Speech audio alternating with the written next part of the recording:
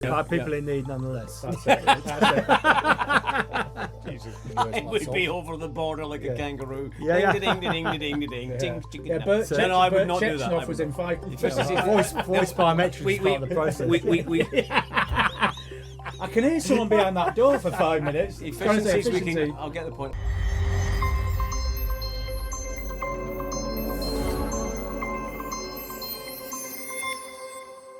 Guys, good evening. Welcome. Episode 2, season 20. Forgot 2, I think. I thought you were going to get it right this time. Well, I look at the chat. I always have to work it out exactly. Literally 10 seconds ago. Exactly. Welcome back. Always a pleasure to have you, Danny, the business of the podcast. Yeah, welcome back. Old, new, young, fat, slim, especially if you're on omeprazole or whatever it's called these days. Thanks to Extelligence, who powers Info Matters podcast. If you are interested in looking for position, head over to extelligence.com.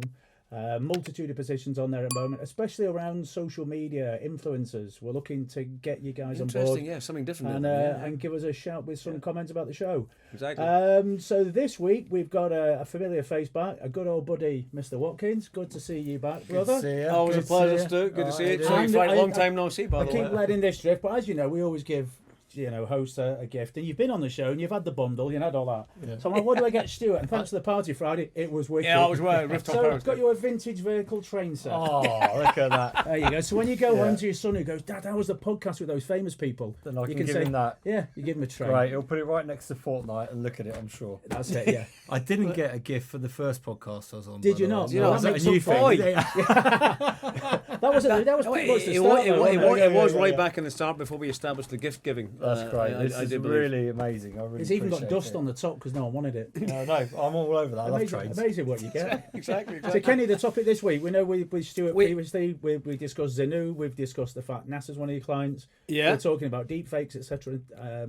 Freedom packages previously when you were helping out the You did some really good charitable work, kind of post-COVID.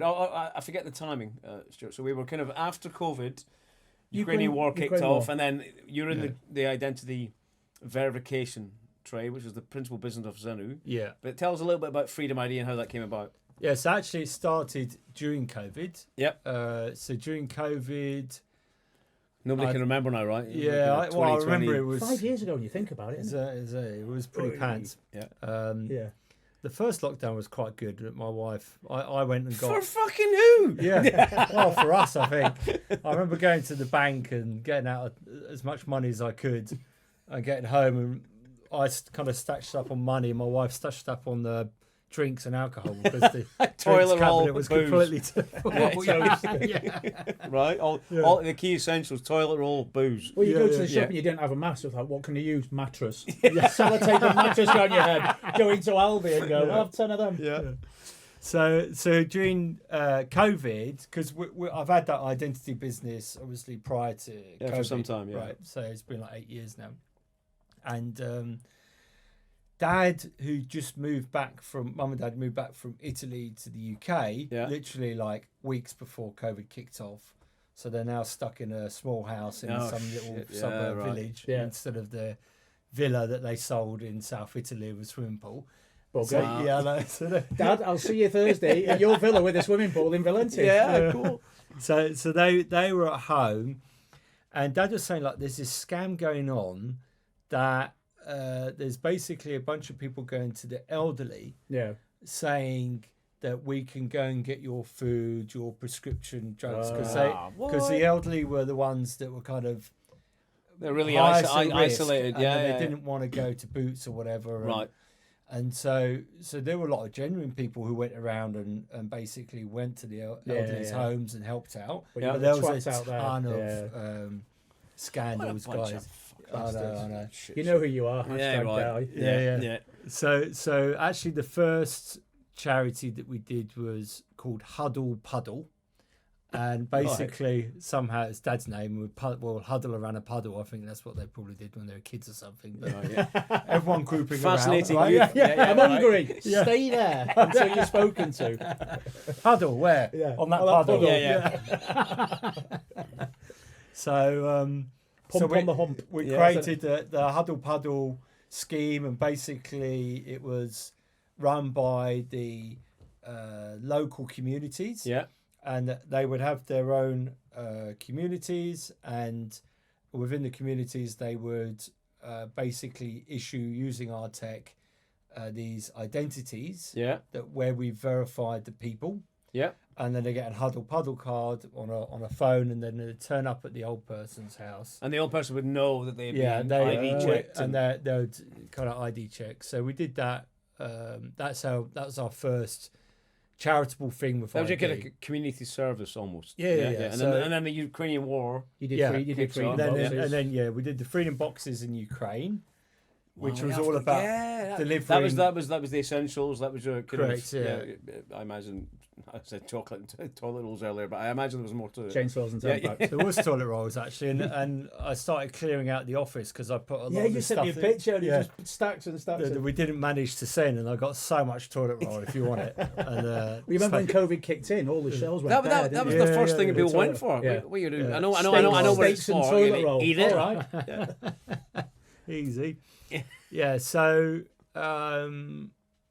So with Freedom ID, the way it came about is we were doing the delivering of boxes to the front lines to like people that couldn't get food and things like they're battery all displaced. packs, All all that kind of stuff. Where the charities wouldn't go. And then when we were going down to the border, it was kind of really surreal. Like you imagine you've got basically like really dark place, and then you have like a flood lit pathway that goes off into the distance, and you see these refugees basically walking down there, like little kids in their ski outfits, like walking, like at that age my kids would be like, where's the pram, mate? And they're bloody walking. Exactly. God knows how long, right? Yeah. And so they were coming over the border. And what we were doing was basically trying to get them to safety, because we felt like maybe from the border to home. And this is the border into Poland. Polish border, Polish so we operated on two parts of the Polish border. There's like the main one, and then there's a smaller one, slightly north. And when we were doing that, so we started off by basically driving down in SUVs, like 4 or 5 SUVs or whatever. And then after a while, with the Freedom Boxes, we're also then selling bus seats, so people could basically buy a bus seat for a refugee. And then we got enough together to actually rent coaches. I get it. So we're going down in coaches, and actually once a guy just rented the whole coach. It was like $2,500 or something. Wow. It's not cheap to rent a coach and go down there. No, of course. That's Mark. He did it for all these his strip joints, didn't he? Yeah. So Mark would know. Slightly different working scenario. I know. Right. People in need nonetheless. That's it. Jesus. People out there like that. Mark the Bark. Yeah. He knows who he is. Yeah. So cool. So when we were doing the buses, then we thought, well, this is like we're doing 60 people at a time. Yeah. So there are thousands of people coming over, and you really notice it when you're there. And it was predominantly young women that were coming over, quite often with kids. Yeah. Because their partners or they're all the men stay behind. If a bloke walked across the border, because you need to fight. Yeah. So they weren't actually allowed. Yeah. You saw a couple of people probably like our age, 38. 21. Good lad. I see what you did there, right? I like that play. Hashtag young bloods. Yeah. But generally, it was young ladies, and then you just felt like, God, this is like prime pickings for anyone who's in the sex trafficking industry, and it was basically. So that brought and that went on big time. Yeah, I was going to say, so doing the Freedom Boxes, physically going there with all this, amazing aid that you've organised and people have paid for. That's when you saw how it's affecting people on the ground in terms of people just want to immediately exploit. So that led you onto the Freedom ID, I take it. Exactly. And you got that sense like the weird thing for us was when we were doing the buses which was like probably 3 weeks into the conflict. The first few weeks we went down by car, and then we ended up going in buses. And what was really weird is it was actually quite difficult to find enough people to get on the bus. Really? How's that possible? In what respect? Well, they weren't arriving at the border, or what? They were arriving at the border, but they'd all organised travel themselves onwards themselves. Right. Right. So we managed to get people on the bus and fill them up, but it wasn't as easy as you think, right? We thought, well, Jesus, we turn up with a bus. Is that because it's organised by dodgy people? Exactly. Right. Oh, was it? Right. Yeah, So people are not coming and getting on and officially organised. They're being ring fenced with. This is the UK equivalent of people coming across because it's all organised.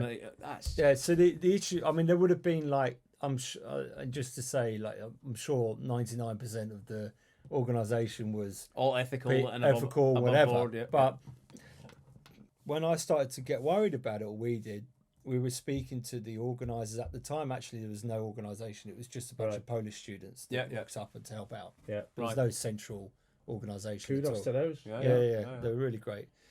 And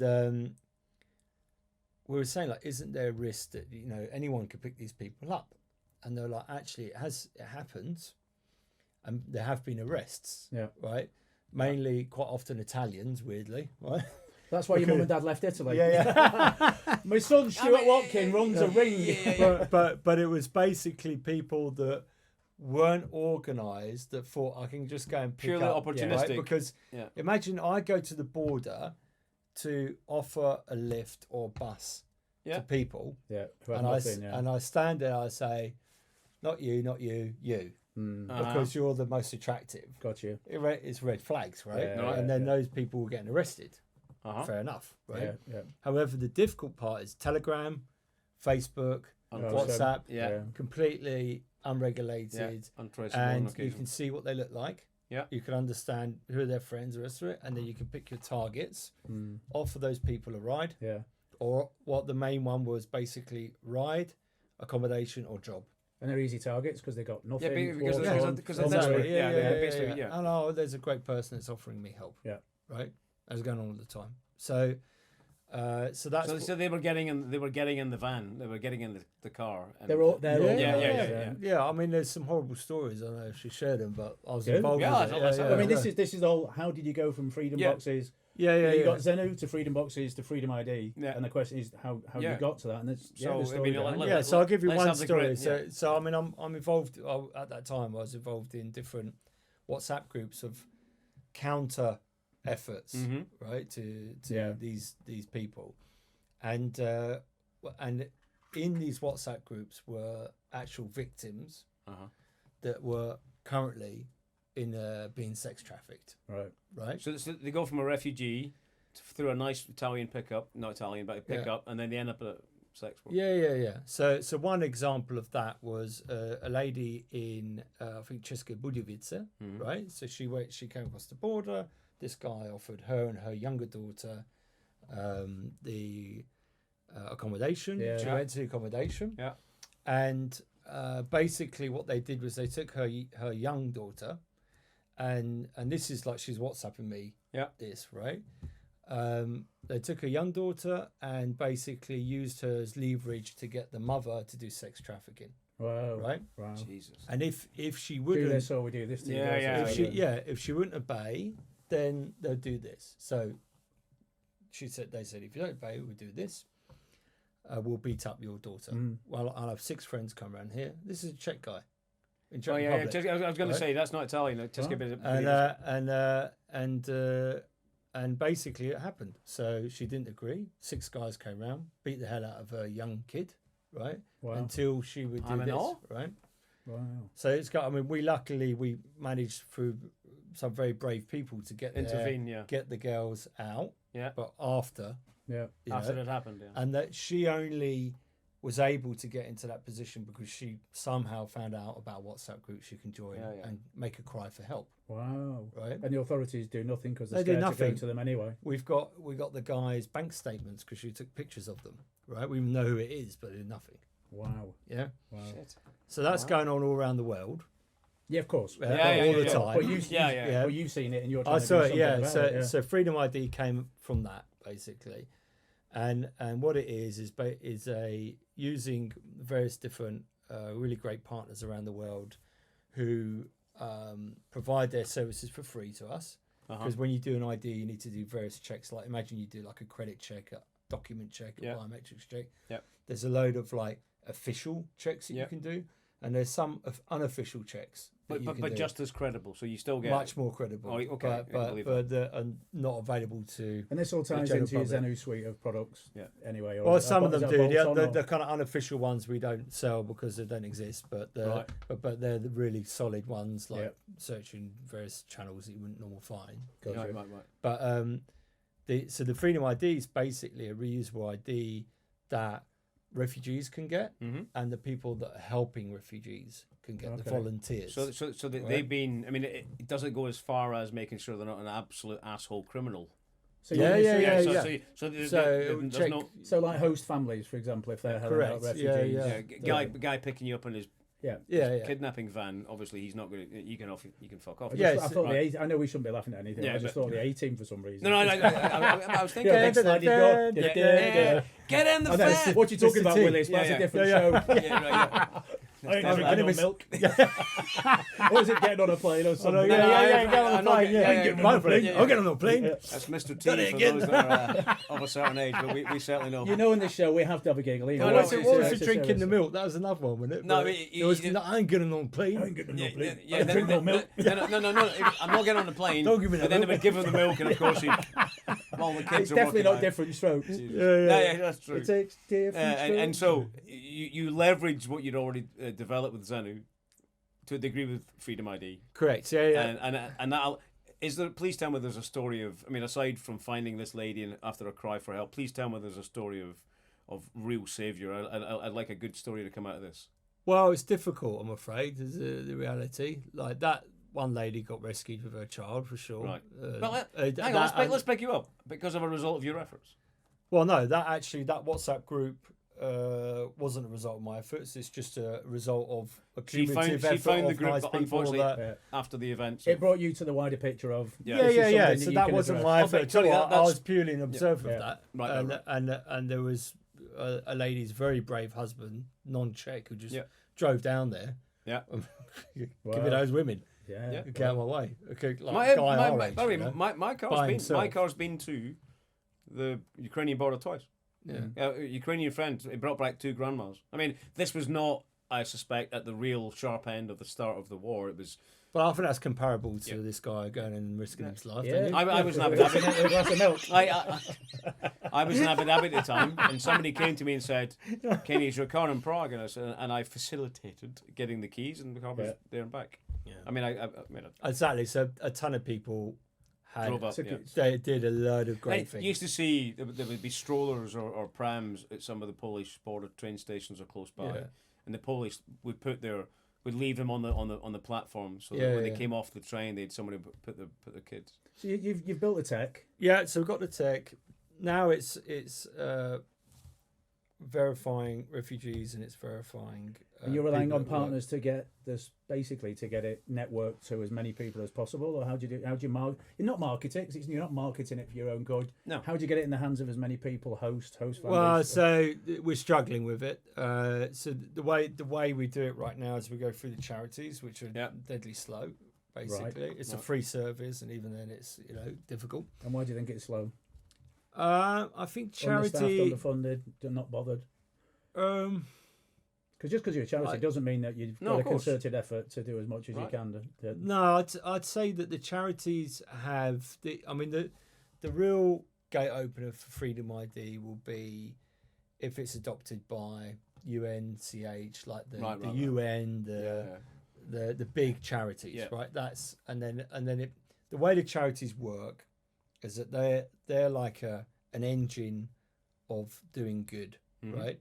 But they don't have their own funds. Basically, they're funded quite normally by obviously donations. Kind of NGO or donations you've got like people that donate some money, but then you've got these like really big, like the UNCH is like they're state funded to a point. There's like these massive funders, that really fuel a lot of these big guys, and those funders dictate what do you need to do as a charity to ensure that the person that's working with those in need, and there are unfortunately many examples where these charities have employed people that have been really evil, politics in general, so they dictate the guidelines, and basically the charities find it difficult to innovate or do anything beyond that, right? Because they've got their ways. Yeah.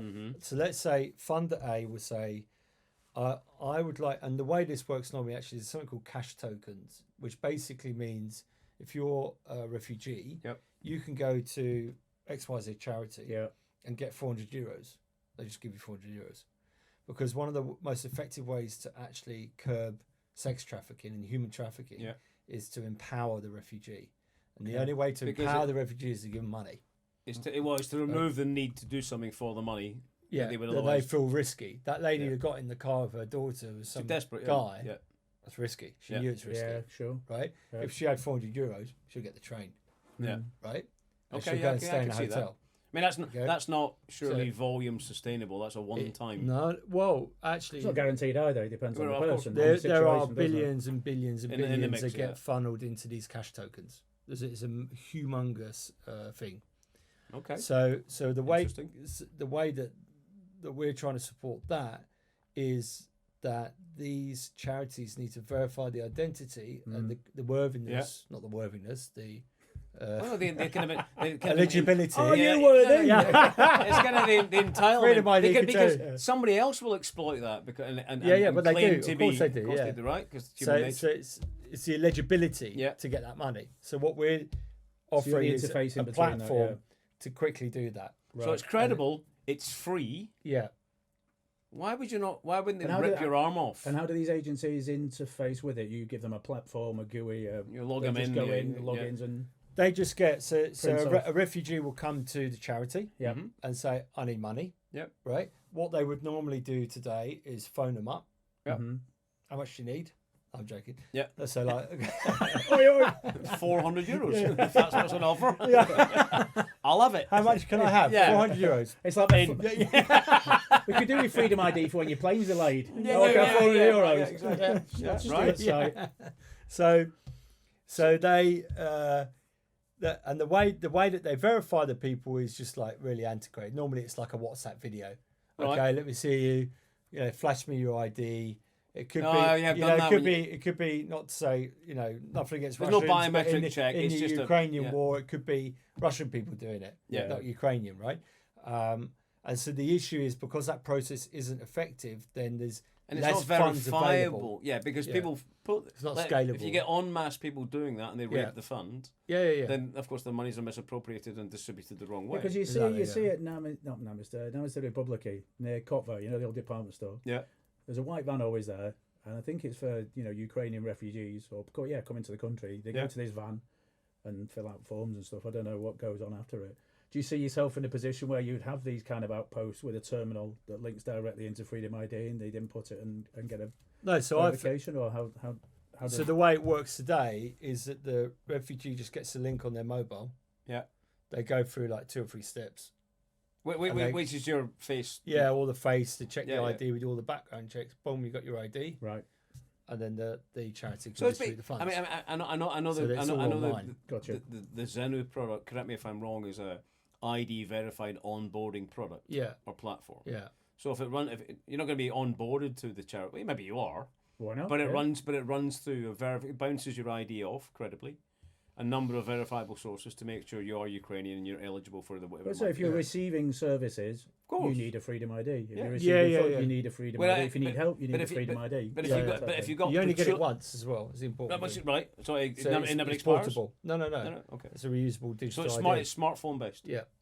So basically, it's a digital ID that you can reuse. So a refugee would have to normally get money to be on the move, get access to certain services. Yeah. They all require these checks. So where we'd love to get it to is to the point where it's actually acceptable as a border pass as well. Yeah. Because they may be able to do this actually at the country of origin where they got their documents online. I was going to say, how do you do offline or if you don't have a phone in those instances? Everyone has a phone, but the issue that people don't have is that they didn't pick their passport up when they're running away from the building being bombed. That's of course, common issue. It was in there. Did you get the passport? No. I got the pram with the fridge in it. Anyway, Jeff, I got the kids. I got the kids, but the passports. They fucked off with the passports. It's your fault. Yeah. So I can kind of, but once they've got the ID, you'd like them borders to have a verification means of verifying the issued ID. Yeah, just scan the ID, and then it will improve border crossing. Yep. It will improve like the quality of the border crossing as well. Speed. Yeah, speed, big time. It will give them access to money that they need, because actually quite often these funds are available each time you go to a country, so it's not like you get 400 euros It once would be over the border like a kangaroo. Yeah. Ding, ding, ding, ding, ding, ding, ding. Yeah, Bert I would not do that. Chechnov was in 5 places today, so with $2,000 up. I would not do that. And then so many things, like when you get accommodation from other people, you know that it's actually a person that is validated in the need. You know that the person offering you the accommodations had their background. Does it store when if Stuart Watkins, Danny Bunyan, Kenny Phipps have a Freedom ID?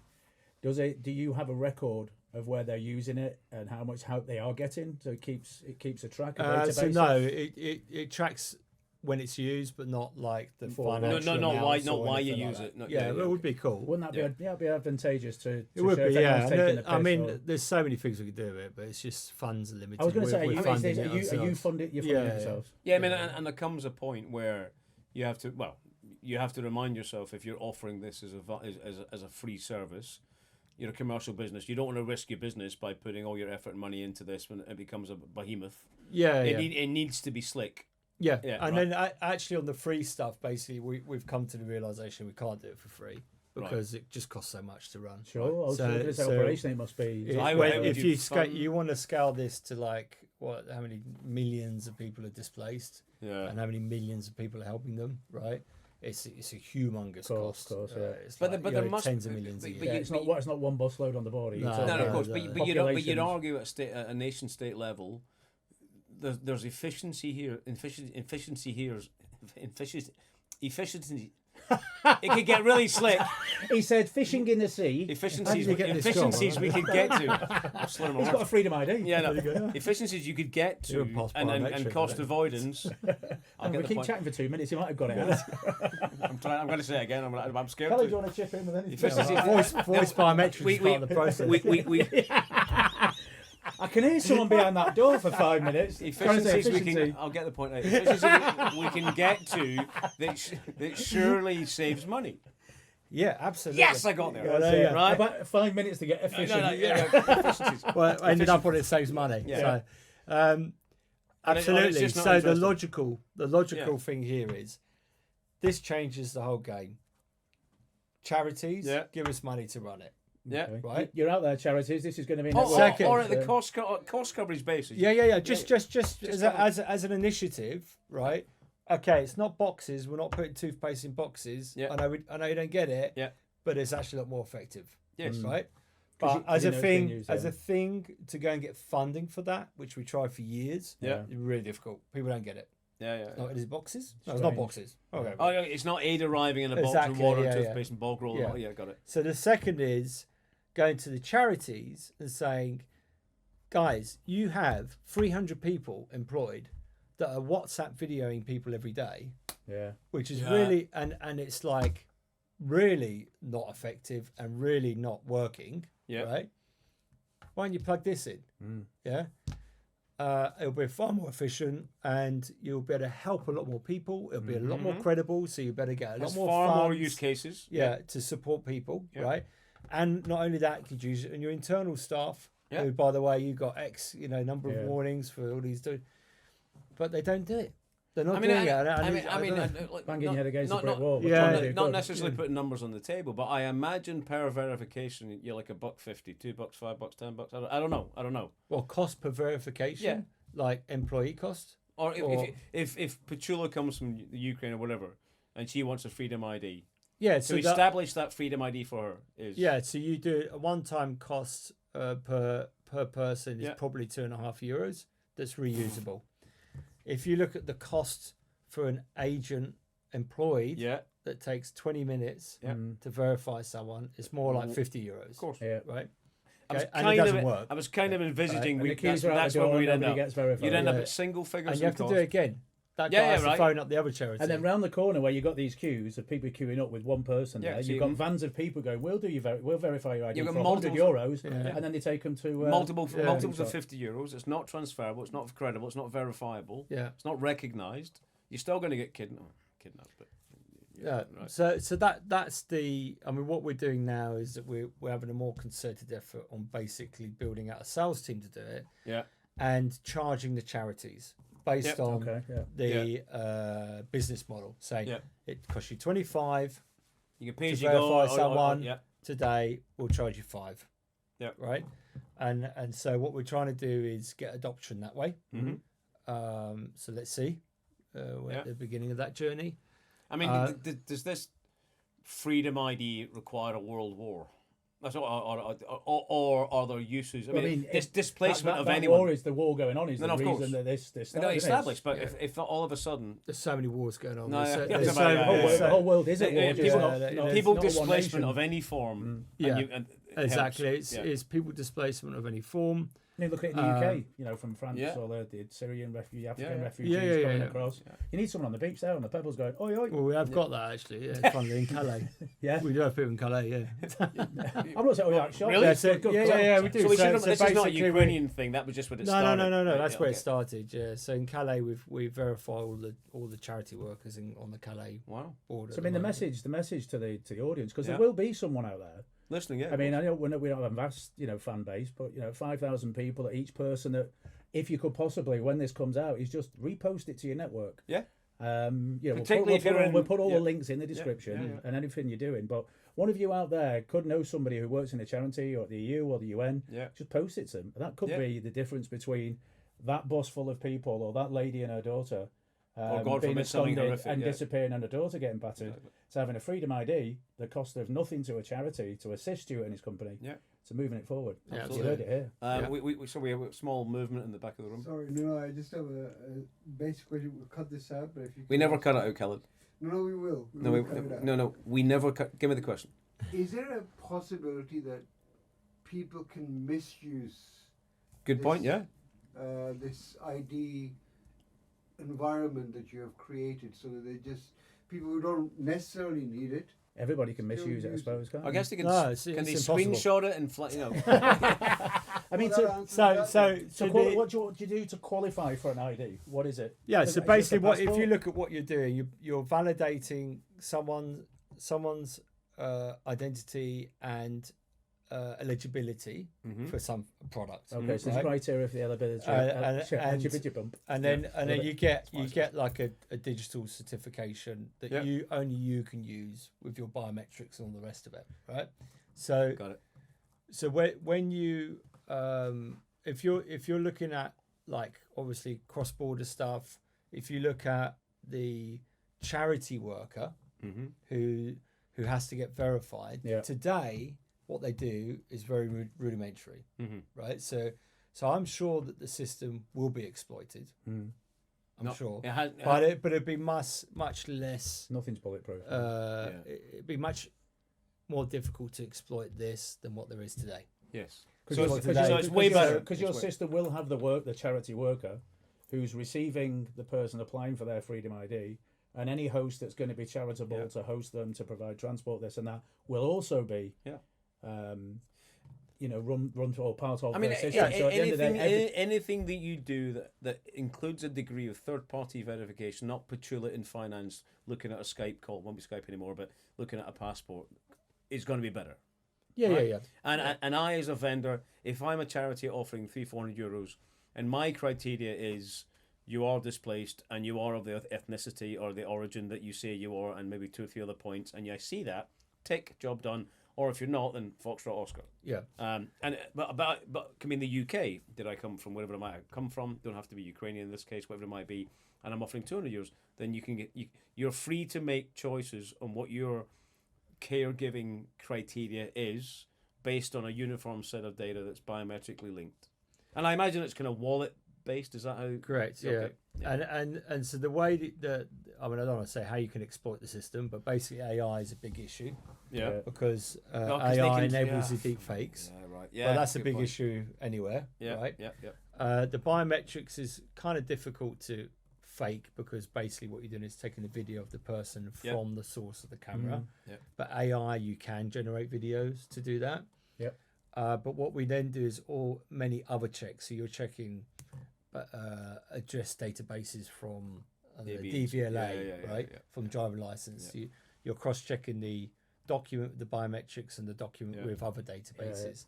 So you're doing multiple checks that you just can't do. Well, I mean, the idea is to provide people who need it with the ability to get help. Yeah. But you're always going to get. Always going to get. Or down to accept help from people offering it. And to accept help, not they're not going to get Johnny Sharp sword around the corner. Right? Well, to answer Callie's question, you're never going to eradicate everything. Of course. You can only do what you can do by. You're going to get the same amount of people scamming banks and other institutions. There's always some conniving prick sitting looking to exploit. I mean, to think a war kicks off and the first thing you want to do is drive your van up and kidnap a kid. It makes me want to run outside with the biggest thing I've got. They've got no price on human life. They are devoid of. We won't labour the point. You get it.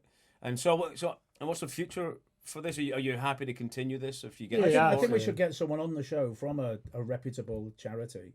And bring yourself in as well. And let's ask them why they're not supporting things like this. Because I mean. They'll say they haven't heard of it, and then there'll be a million conversations. Which is good. By the time they'll know about it, right? Like I say, we don't have a big play, but when it does go out on the LinkedIn's with the right message, and everybody from everyone's connection, if they just do their bit, that really. And it only needs one. Exactly. The way these charities work. Joe Rogan, we'll get him on. As long as you get one of the big ones, why don't we do it? Then they'll all adopt it. But it's just a bit of uphill battle. Well, Kelly, better homework. We're going to find some agencies. We're going to send them details. Find some charities and see if we can get somebody on with a real use case. Let's see if this show can actually. We'd love to bridge some fixes. The world's not short of problems right now. Freedom ID and being safe when you are displaced is obviously one of the biggest things. I think we'd love to do that, right? But Freedom ID is non-official ID, no? Correct. It's non-official, so it's not like a passport. But it's accepted. How does it get across borders? It doesn't get, so it can't be accepted as a means of crossing a border. Of proving your nationality. So it can be used as a means to verify the charity worker, which is what we do today. So the way that works is the charity has someone that comes to volunteer for them. They send them the Freedom ID link for them. They get like a unique link, basically. They do their check. It comes back to the charity saying, or... And that check is basically, I imagine, a voice check, a facial check, an ID biometrics, check. ID, database checks and different checks. And then that bounces it off, wherever it goes. We won't give away the secret sauce. But it bounces it off verifiable IDs. Now, I'd argue a service that does that has lots of value because it's a bit more mobile and flexible for somebody to adopt at the border versus going to a passport agency and saying... Well, basically, that's where you're getting your traffic. You're getting people that are displaced, got no money, scared, rainy, at a border where they're not getting accepted and no one's there to help them. They're getting piled into vans and getting bummed. Whereas, you want to be there to help them. Right, so, I mean, you need... Because there's no... Single. We're all going to look at you now. We're all going to look at you. Still ugly. You need an independent third party that's not tied to any one state that does all of this. And I think Freedom ID is. Let's see if we can get someone on the show and bring you back. Absolutely. I'm aware that we're clocking on here exactly. I mean, the important message is there. The important message is there. I've heard it. It's all going to go in the description, and it's truly commendable what you're doing. But I have all the heart. We had a top party on Friday on a road with hundreds of people. It's like 30 years of history here in Prague, and Brother Stuart was a hosting partner. So thanks for that. We'll get the Freedom ID flags up. Magic T-shirts. Yes, let's get the links in. Send us all the details over, and let's see what we can do to get a show. We love that. So a challenge to our audience is if you have got challenge to the audience. If you do know someone from a charitable, from an NGO, welcome an intro. The European Commission, I know someone, and I'm going to ask them. Then please do get in touch. This is, our shows are normally funny. We still are. But this is sentiment. As you can see, with Stuart doing all of this work on his back, his funding, his team for free. Let's see if we can help out, and all of us do a little bit of good. Exactly. It's LinkedIn. So it does go out to that network. Yeah, exactly. Let's see what we can do. Or Instagram now and again, exactly. Well, listen, Stuart, well, thank you for your Cheers, stories. Always a pleasure. Your vintage train. Yeah, Again, looking forward to that. Thanks to extelligence.com, who powers Info Matters podcast. Like I say, if you're new, you're old, this is an important message. Please share to people. If you're looking for something yourself, do have a look at the website. All the positions listed there. There'll be some in the box, whichever way it shows. Exactly. Like and subscribe. Cliche as bollocks, but do it. And we hope to see you next time. Yeah. Take care. Thank you.